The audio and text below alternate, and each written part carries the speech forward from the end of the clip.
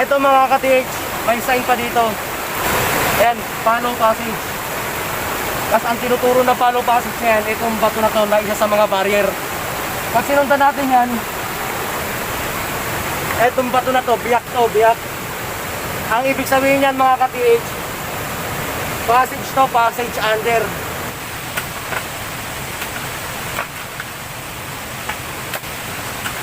May nakita ako marker. Okay bro, birahin mo, bira. Ayun mga ka-TH, kitang kita na yung malaking marker natin. Sapul na. Ngayong nabuksan na natin yung likuran. Na-clear natin mga ka-TH yung likuran ng ating BBM.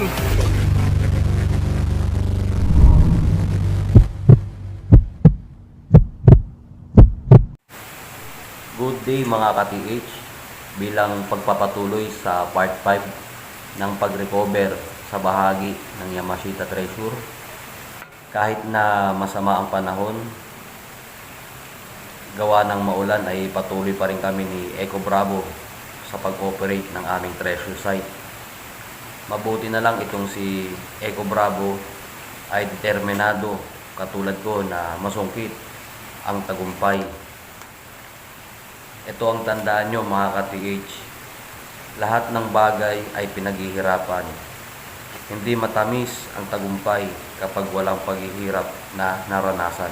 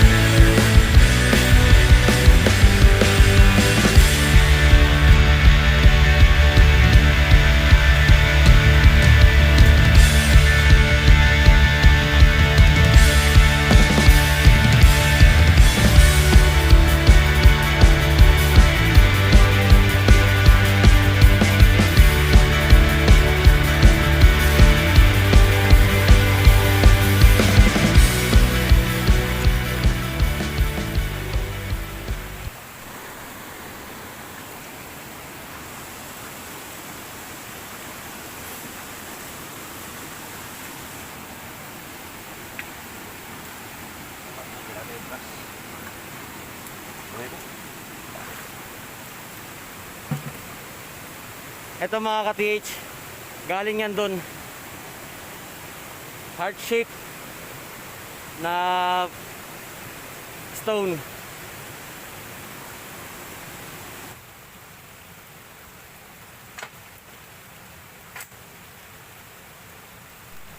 Sa part na ito mga ka-TH, kung mapapansin nyo, putol na yung handle ng pala ni Eco Bravo.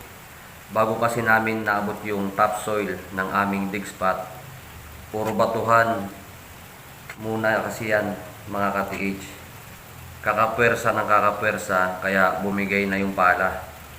Mabuti na lang itong si Eco Bravo, matibay, determinado masungkit ang tagumpay.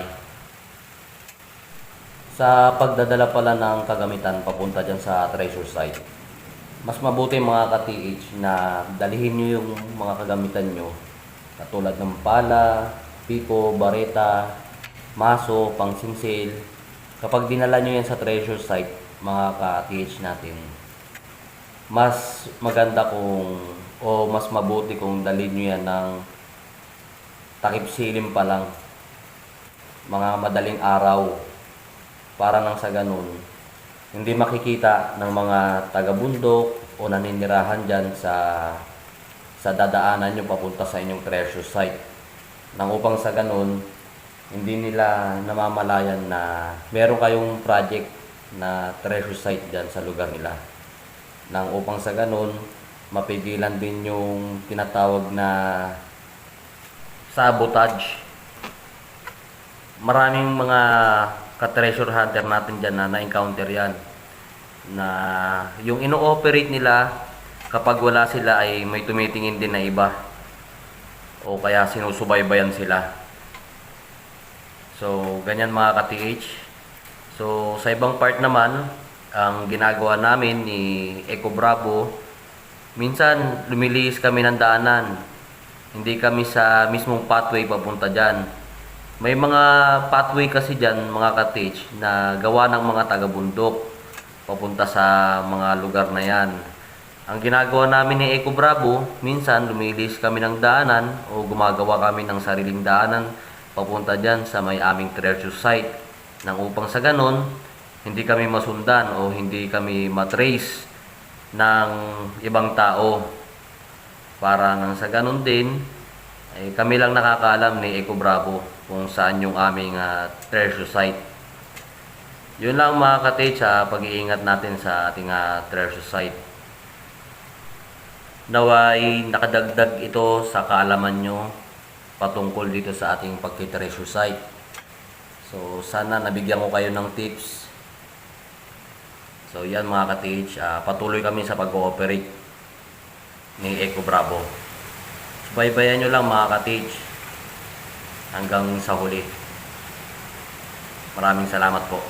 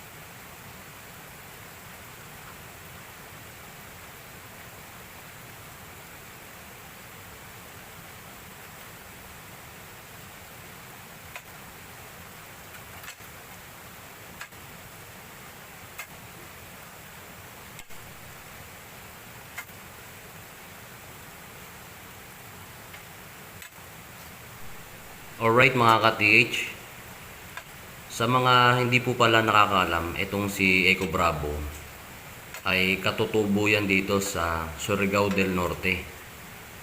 Aita po yan mga ka-TH.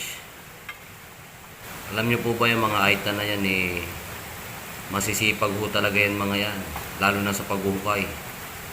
Kadalasan po dyan sa mga binggit, yan po ang mga gold miner dyan. Mga matitibay yan pagdating sa hukayan. Hindi basta-basta sumusuko yan. Kahit sa mga ibang kuweba, sila yung mga miner dyan. Sila rin yung halos gumagawa ng ibang kuweba. Sila yung mga nagmimina.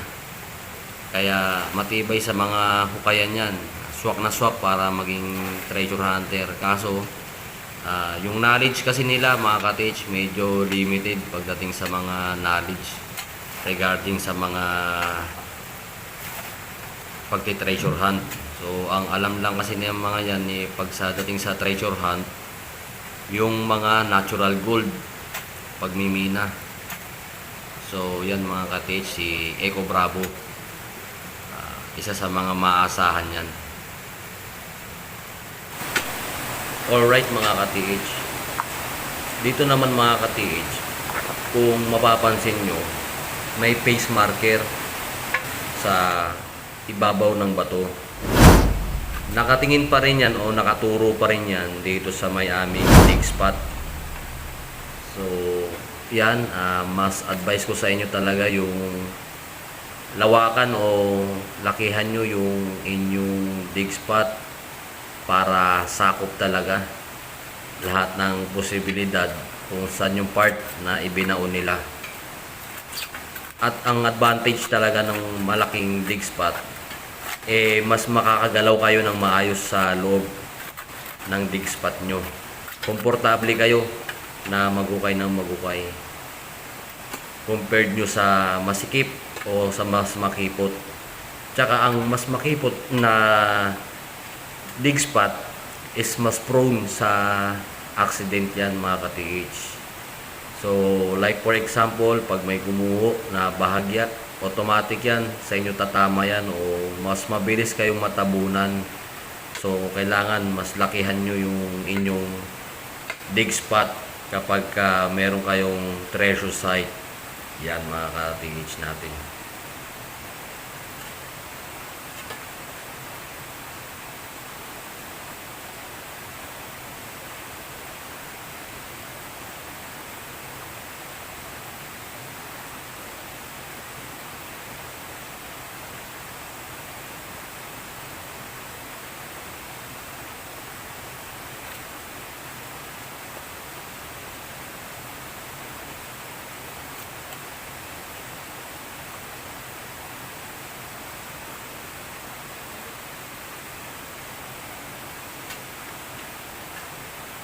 Katatapos lang namin mananghalian ni Eco Bravo. Ito na yung review natin sa treasure site namin. So, kung mapapansin nyo mga ka-TH, ito na yung ukay namin. May tubig pa rin dahil sa sunod-sunod na pag-ulan. Tumaas yung tubig. At yung tubig naman sa bundok, patuloy na kumakatas dito sa aming treasure site. So ngayon, review muna tayo bago ulit kami mag-start na mag-operate. Yung natanggal na namin yung lupa dito sa likod ng ating bench marker o yung ating boulder marker na to. Ito na yung lumitaw na to. Ayan na yung sign. Nakikita nyo mga ka-TH, lumitaw na. Yan. So pagka close up yan, maliban sa makikita nyo na araw pababa, pagka malayo makikita nyo naman na kwadrado yan or pa-diamond. Okay? Kahit sa interpretation ng X-Mark, pag nakatayong X-Mark yan, ibig sabihin yan deposit yan under. Tinuturo na to. Ayan. Tinuturo na to. Pag ganito, saka pag ganyan. Kung maaari, dalawang deposit sa isang treasure site. Ito yung barrier. Barrier yan. Hanggang dito yung hukay namin. Ito pa yung isang barrier. Ito pa yung isang barrier. Yan. So, ibig sabihin yan, yan kalawak yung ating dig site o yung ating digging spot. So ang hukay namin mga kwadrado, mula dyan kay Eco Bravo hanggang dito yan. Lalagpas lang natin ng konti dito sa may pointer ng tail marker o tail ng turtle. Okay. Tapos ngayon, ito yung shelf, may shelf dito, mga ka-TH. Biyak yan. Sinadyang biyakin yan. Isa sa mga sign yan. O ba? Okay. Tapos, para patunayan ko sa inyo mga ka-TH na dating may nakatayong puno dito na century tree na balete. Ito yung ugat niya. Ito, yan. Sinanggal na namin. Yung sa part 3, nakita nyo yung trunk niya. Bulok na bulok na. Tapos, isa sa mga katunayan na may dating balete tree dyan, ito mga ka-TH.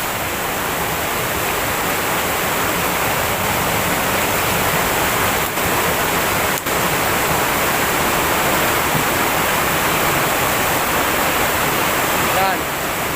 Ito yung dahon niya, oh. Yung mga ano na lang to, sibol mula sa baging o kaya sa ugat. Yung mga natira niya. Hindi kasi basta-basta namamatay yung balete.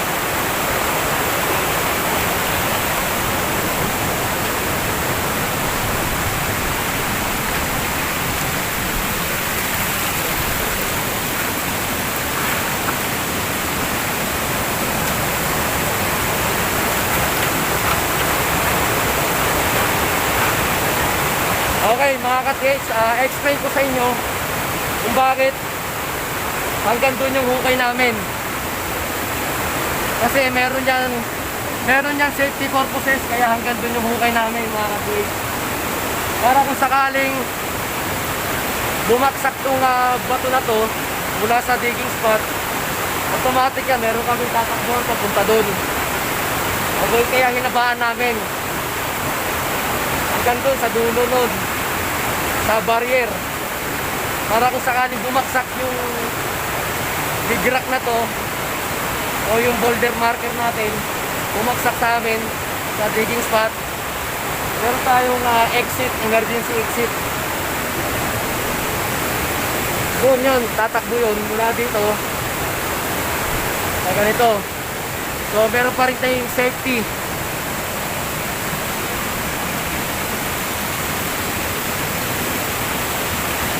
Kung meron kayong suggestion mga ka-TH, i-comment nyo lang sa section comment ko para na sa ganon magkakaroon tayo ng communication. At saka abangan nyo mga ka-TH yung gagawin kong FB page para yung ibang treasure hunter natin dyan na gustong magpatingin ng treasure site nila, pwede nyo i-send doon. Okay? So mga ka-TH, continuous digging na kami.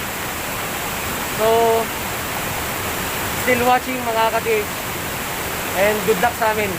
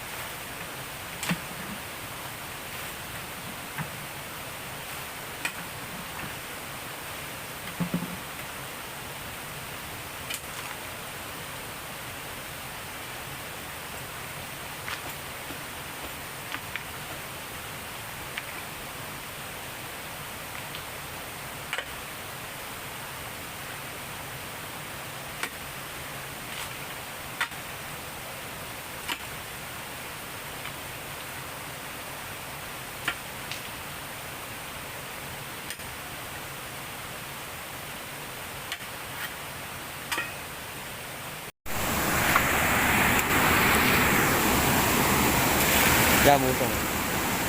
Sige, sige buhusan mo pa yan. Yan.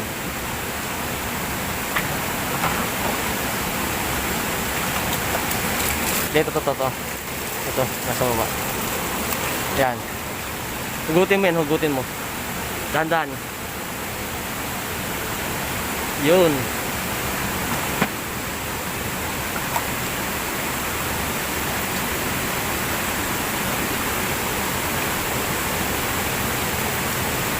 Saan nakaturo yung tulis niya? Saan? Pag ganun. Tama-tama sa ano natin, oh. Tama-tama. Tatama ka siya dyan, yun, oh.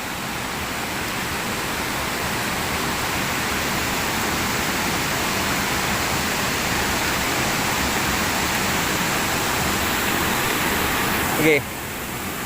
Pakita mo sa camera.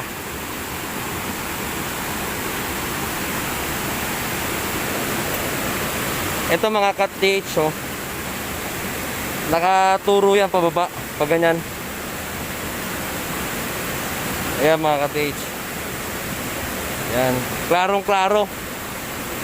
Pointer yan mga ka-TH.